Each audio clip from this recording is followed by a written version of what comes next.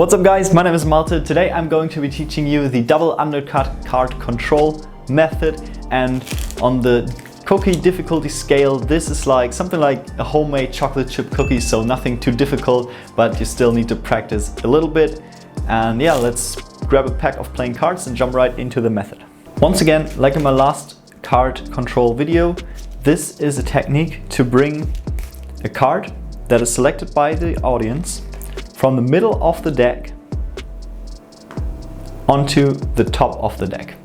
So here's what's gonna happen. You're gonna have them select a card, any card in the deck. They're gonna place it somewhere into the middle, wherever they want. You're gonna push it in, and then you're gonna do some more cuts to confirm that the card is really lost. And in that motion, you're gonna bring the card onto the top. So this technique is called the double undercut method, because what's gonna happen is you're gonna bring the card in. As you do so, I will explain that later, you're gonna keep a pinky break, and then you're gonna cut from the bottom of the deck 2 times. This is why it's called the double undercut, and bring the selected card to the top. So I have a couple of variations for you that I'm going to be teaching you as well. One of them is the cut from top and then cut back.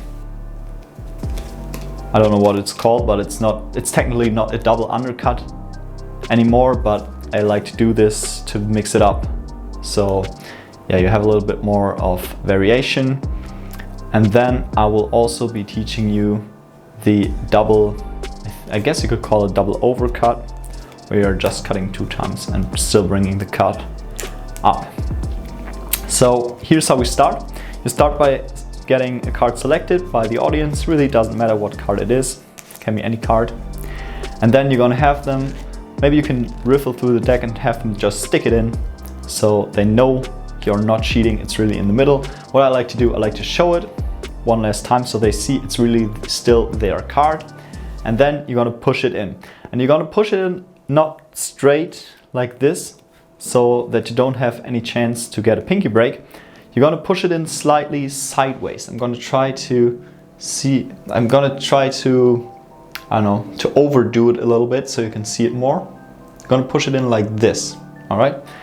What this does, on the other side, this flap will be sticking out, where you can then use your pinky to push down and hold a break, all right? So let's do that slowly. What you're gonna do, come over with your hand, make sure to cover everything so they can't see a thing, and then you're gonna not push it straight, but on an angle, like this. Push it in like this. And then you have this flap, which your pinky goes on. You can go underneath, but then you will only control your card to the bottom of the pack if you want to do that. If you want to control to the top, go with your pinky on top. Shove your pinky in there, or basically a little bit of skin of your pinky. I've talked about that in my pinky break video. Place your pinky in there and then use your thumb to square up. Boom. And just like that, you've gotten yourself into the position where you have a break on top of the selected card, and from the front, no one will ever notice. So once again, bring it in, push in on an angle, so to your thumb like this. If you're doing it with the other hand, you want to push in like this. Always that there's this little flap on your pinky. Push in on an angle, grab your pinky break and square up. And now most of the hard part is done. Now you're gonna transfer your deck into the other hand, and you wanna hold this, this pinky break with your thumb. This is an essential move in card magic, and you really wanna get that down. This transfer, and also transferring the break without it being too big. Oh, this is how you can see it. Without it being too big, so you can, yeah, can't see it from the top, from the front possibly, all right? So transfer the break, grab the deck, and I think it's called the biddle grip. So this is dealer's grip. You're gonna go into biddle grip like this, transfer your break, and now I've talked about cutting, swing cutting in another video. Make sure to watch that before you do this. But for the double undercut, you won't need the swing cutting, just for the top cut parts. For the double undercut, just grab a pack of cards, not at your break, but underneath, like halfway through. Grab a pack of cards, and just place it on top. And then you're gonna do it a second time, but this time grab the cards right at your cut, all right? So come down, grab the pack of cards where it's cut and place it on top. And then you have controlled the spectator card onto the top of the pack. So here's it once again, slowly for you, the original double undercut. So here's also the reason why you won't just do this, because this is way too obvious. If you, for example, just do this, the spectator will know, all right, he put it into the middle and then he obviously just cut right where my card was and place it on top. But if you're gonna do a double undercut, you can even do a triple undercut if you like. It's less obvious because they will think, okay, this must be my card, but then boom, there comes another pack and they will think, okay, my card is really lost. And you're gonna explain to the spectator while you're doing this, obviously, well, your card is somewhere lost in the middle. To confirm this, we're gonna cut a couple more times. And while doing this, the card jumps to the top. So yeah, shift it in, transfer the cut, grab, you can do a triple undercut by just grabbing smaller packets. You can do basically as many undercuts as you like. You can do more and more until you have the spectator card selected. So let's come to my extra methods, which is the over and undercut method that I've created, which is basically the same. You're gonna transfer into biddle grip, but now you're gonna do, instead of grabbing a pack from underneath, you're gonna do a swing cut first. Therefore, do a swing cut as I taught you in my swing cut tutorial. Swing it over into this hand, bring it underneath the deck, so lay this on top, and then bring all of it with your card back. This just creates a little bit more confusion for the spectator and makes the illusion a little bit bigger. You can also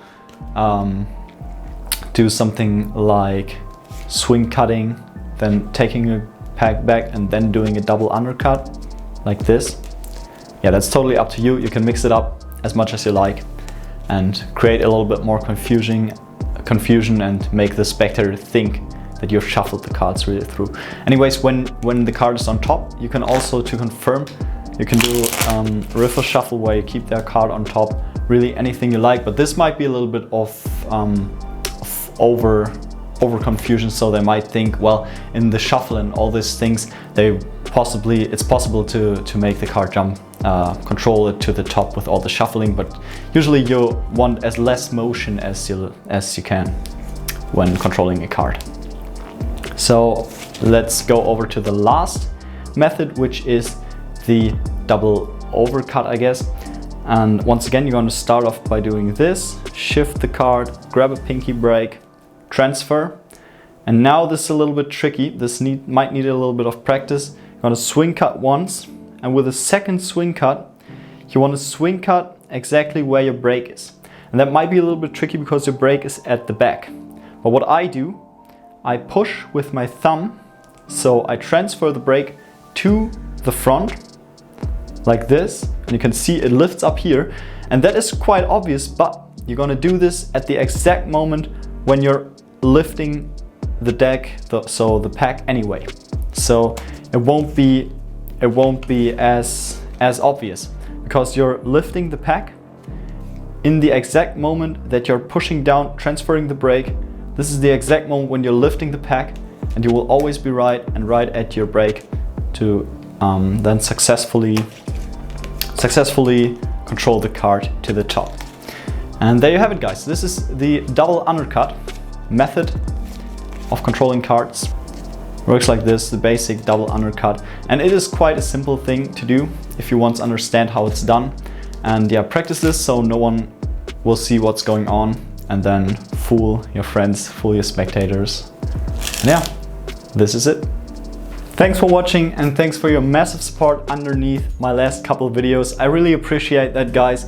If you didn't already, please consider subscribing, leave a like if you enjoyed this video, dislike if you hated it, and I will see you guys in the next one.